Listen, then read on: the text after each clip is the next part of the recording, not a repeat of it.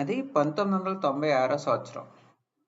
మేము ఎప్పట్లాగే బయట ఆడుకుని ఇంటికి చేరుకున్నాం. ఆ సమయానికి మా నాన్నగారు మడత మంచం మీద కూర్చుని ఏదో ఆలోచిస్తున్నారు. మా అమ్మగారు వంటగదిలో వంట చేసుకుంటున్నారు.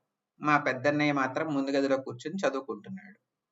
మేము ఇంటికి రావడం గమనించిన మా అమ్మ, ఇద్దరూ వెంటనే వెళ్ళి స్నానం చేసి రండి అని నాకు మా చిన్నన్నయ్యకి ఆర్డర్ వేసింది.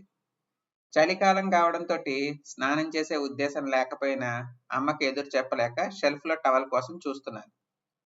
ఒక్కసారిగా 2 టవల్స్ లాగేసరికి బట్టలన్నీ కింద పడిపోయాయి. వాటిలోంచి ఒక్కసారిగా ఒక పాము బయటకు వచ్చింది. నేను పాముని చూసి భయంతో గట్టిగా అరిచాను. నా అరుపుతో అందరూ నా దగ్గరికి వచ్చారు.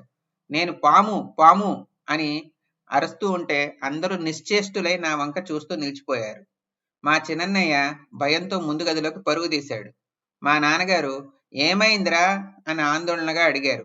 నేను ఇంకేమీ చెప్పలేక కేవలం చేతితో ఆ పాముని చూపించాను. కానీ అది అప్పటికే షెల్ఫ్లోకి దూరిపోయింది. మాటలు నడుస్తూ ఉండగానే మా అమ్మగారు తన చీర కొంగుని నడుముకి చుట్టుకుని ముందుకు నడిచింది. ఆమె అలాంటి ధైర్యంతో షెల్ఫ్ దగ్గరికి వెళ్ళడం చూసి అమ్మా అమ్మా అని నేను కేకలేశాను. ఆ క్షణంలో మా అమ్మకి ఏమీ జరగకూడదు అన్నది నా ఆందోళన. మా అమ్మ షెల్ఫ్లో ఉన్న బట్టల్ని ఒక్కొక్కటిగా తీసి పక్కకు పడేస్తుంది. సరిగ్గా 2 దుప్పట్లు తీయగానే పాము బయటికి రావడానికి ప్రయత్నించింది. కేవలం ఒక్క క్షణం మా అమ్మ పామును బాగా గమనించి దాని తోకను పట్టుకొని గట్టిగా లాగి నేల మీద బలంగా కొట్టింది. అంతే, ఆ పాము ప్రాణాలు విడిచింది. ఆ ధైర్యం చూసి నేను, మా పెద్దన్నయ్య, మా నాన్నగారు, మా చిన్నన్నయ్య అందరం ఆశ్చర్యపోయాం. మా అమ్మగారి ధైర్యం మమ్మల్ని నివ్వెరపరిచింది. మానసికంగా ఆ సన్నివేశం నా మనసులో ముద్రపడింది.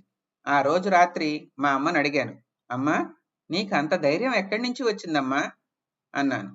ఆమె చిరునవ్వుతో ఇలా అన్నారు, నాకు ధైర్యం అంటే తెలియదు నాన్న, కానీ నేను భయపడితే నా కుటుంబానికి ప్రమాదం అన్న భావన నన్ను నిలబెట్టింది. అదే ధైర్యంగా మారింది అని చెప్పింది. ఆ మాటలు నా మనసులో నిలిచిపోయాయి. ఆ రోజు నాన్నగారు కుటుంబ అవసరాల కోసం పాటుపడుతున్నారని, అమ్మ ఇంటి బాధ్యతలు చూసుకుంటుందని, వారి ధైర్యము ప్రేమే మా కుటుంబానికి మూలస్తంభం అని నేను తెలుసుకున్నాను. Please like, share and subscribe.